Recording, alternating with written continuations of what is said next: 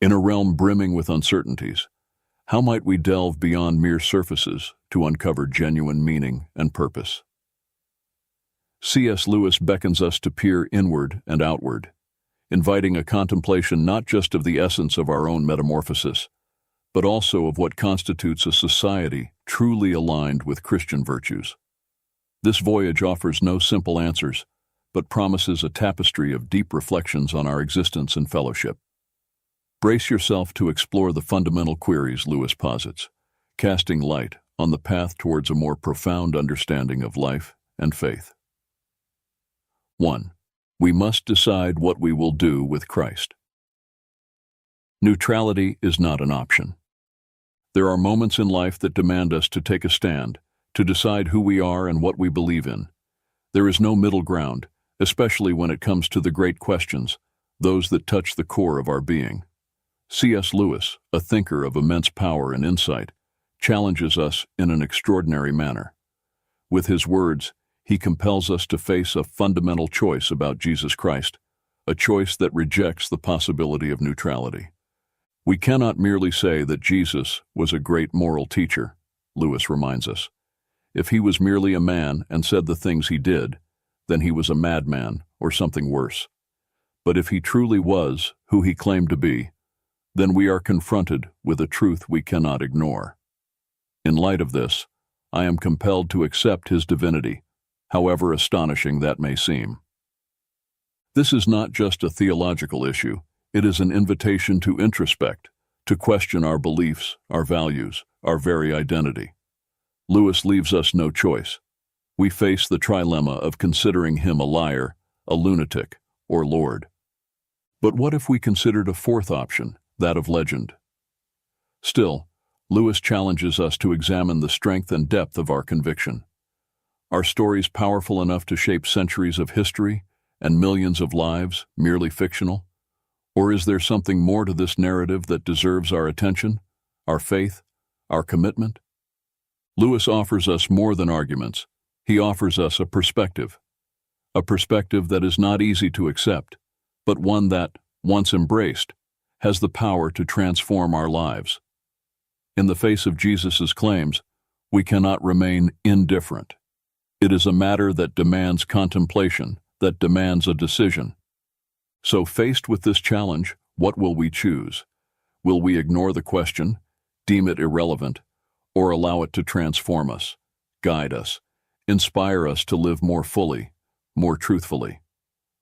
C.S. Lewis reminds us that, in the end, the choice is ours. And this choice defines who we are, what we value, and how we live. Choose wisely. 2. If we truly listen to our desires, they will lead us to something higher. There echoes a call within our hearts, a thirst for something more, something greater than mere daily existence.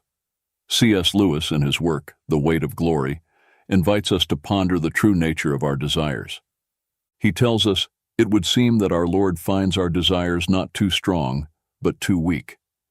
We are half-hearted creatures, fooling about with drink, sex, and ambition when infinite joy is offered to us, like an ignorant child who wants to go on making mud pies in a slum because he cannot imagine what is meant by the offer of a holiday at the sea. We are far too easily pleased.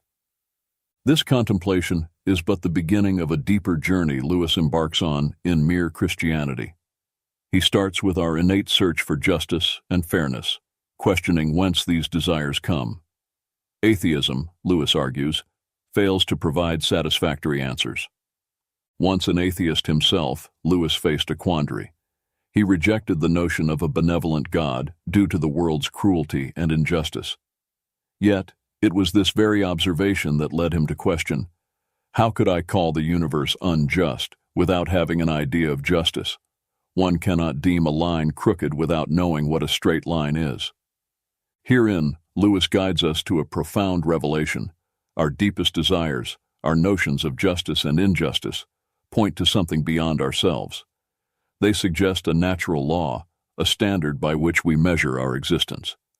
And if these desires and this innate morality point to something more, then perhaps, just perhaps, we are being summoned on a journey toward something greater, something divine. By truly listening to our desires, not the transient ones, but those that speak to the depths of our soul, we are led on a quest for meaning, for infinite joy, for a connection with the divine. Let us not settle for less. Let us not be content with mud pies when the sea is offered to us. C.S. Lewis challenges us to look beyond the visible horizon, to question, to seek. He reminds us that our hearts yearn for something more, something we are only beginning to understand. May we follow that longing, that thirst for true justice, love, and beauty, for therein lies our deepest purpose and ultimately our greatest joy. 3. We can lead people to Christ by asking searching questions and putting a pebble in the shoe.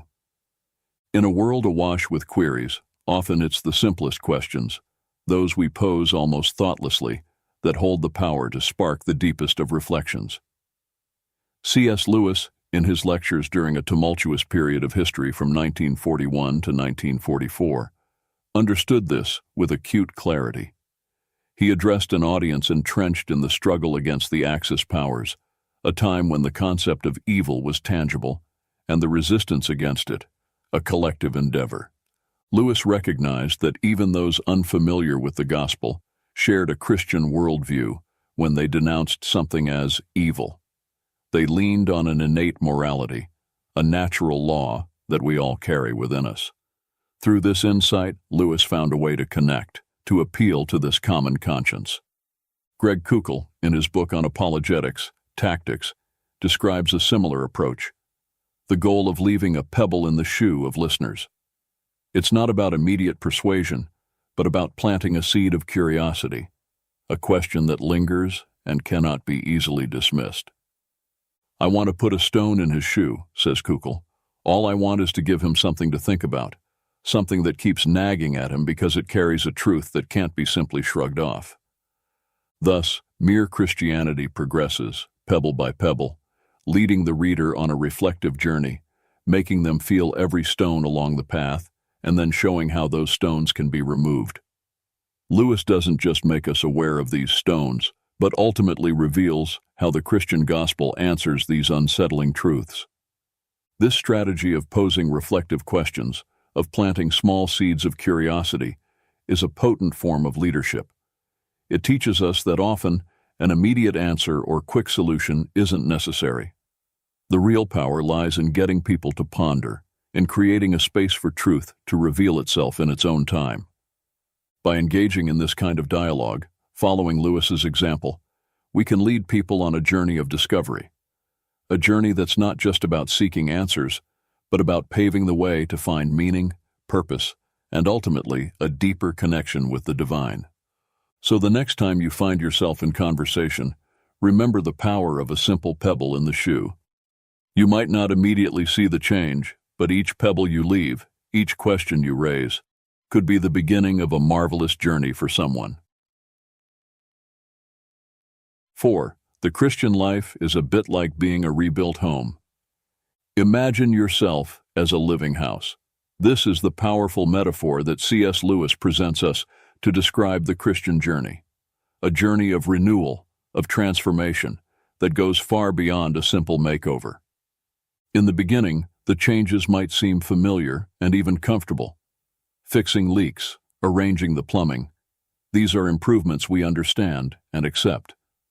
But the real transformation begins when the changes go deeper, when the reconstruction work takes us beyond what we imagined. Imagine yourself as a living house, Lewis invites us. God comes to rebuild that house. At first you might understand what he is doing, but then he starts altering the house in ways that hurt terribly and don't seem to make sense. What is God planning? He is building a house much different from what you envisioned, adding new wings here, building another floor there, erecting towers, creating courtyards. You thought you were becoming a simple, nice little house, but he is building a palace. He intends to live in it himself. This vision invites us to reflect on the process of sanctification as a journey of opening and transformation. In our walk with Christ, there are areas of our lives, like closed rooms filled with clutter, which we resist opening. These are spaces of our existence we keep locked, inaccessible to others and often to ourselves as well. Yet Christ knows us completely. He explores the depths of our heart, transforming every space, every forgotten corner, including the clutter-filled rooms. Sanctification is this ongoing process of allowing every part of our house to be renewed, reimagined, reconstructed into something much greater than we could dream. By allowing this transformation, by opening every part of our house to this divine reconstruction, we move beyond the idea of being just a decent little house. We are invited to become a palace, a dwelling worthy of God Himself. So remember, the journey of faith is not about immediate comfort or full understanding of every change.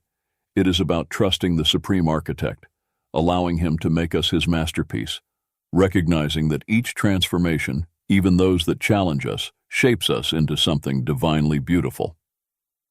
May we embrace the process of being rebuilt by God, knowing that, though it may hurt and confuse at times, the end result is a glorious habitation, where He Himself chooses to reside. 5. A truly Christian society would likely not satisfy the right or the left. C.S. Lewis, with his narrative mastery, presents us with a powerful analogy to describe the Christian life, inspired by George MacDonald. He invites us to envision our life as a house that God comes to rebuild. Imagine yourself as a living house. God comes to rebuild that house. At first, you understand what He's doing. He fixes the sewerage, stops the leaks in the roof. You knew these jobs needed doing, so you're not surprised. But then, He starts making changes that hurt terribly and seem to make no sense. What is He trying to achieve? He's building a house vastly different from what you imagined, adding a new wing here, an extra floor there, erecting towers, crafting courtyards. You thought you were being made into a decent cottage, but He is building a palace. He intends to come and live in it Himself. This metaphor invites reflection on the process of sanctification. In our walk with Christ, there are areas of our life, our messy rooms, that we are reluctant to open up. Yet Christ ventures into every corner of our heart, transforming every space, including the most neglected ones. Lewis, writing in a wartime context where Christian nations clashed, prompts us to ponder what a truly Christian society might look like, one that likely wouldn't fully satisfy either right or left ideals. If such a society existed, and you or I were to visit it, I think we would find it curiously odd. We would feel its economic life was very socialist, and in that sense, advanced. But its family life and its code of manners were somewhat old-fashioned, perhaps even ceremonious and aristocratic. Each of us would like some parts of it, but I fear very few of us would like the whole set. That is exactly what you would expect if Christianity were the total plan for the human machine. We all deviate from that total plan in different ways, and each of us likes to pretend that his own deviation is the original plan. Lewis challenges us to recognize that the society Christ is molding does not align perfectly with any political ideology. He observes, "Many of us are not really approaching the subject to find out what Christianity says. We are approaching it in the hope of finding support for the views of our own faction. We are looking for an ally, when what is offered to us is a master or a judge." Lewis's words invite us to deep reflection on our own approaches to faith and society, urging us to seek not what confirms our preconceptions, but what transforms our understanding and our living. Understanding the reflections of C.S. Lewis takes us on an inward journey that questions not just the structures of our being, but also how we fit into an ever-changing society. His metaphors about the rebuilding of a house and the vision of a society that transcends ideological divisions challenge us to deeply ponder our own lives and the community around us. Ultimately, Lewis does not offer us ready-made answers, but rather tools to seek truth amid the complexities of the human and the divine. He reminds us that, at the heart of our quest for meaning and purpose, we find the opportunity for transformation, a chance to rebuild not just ourselves, but also the world we inhabit, based on profound and eternal values. Thus, Lewis's words remain a timeless invitation to reflection, growth, and the pursuit of an existence that transcends the ordinary, pointing towards the extraordinary that resides within each of us.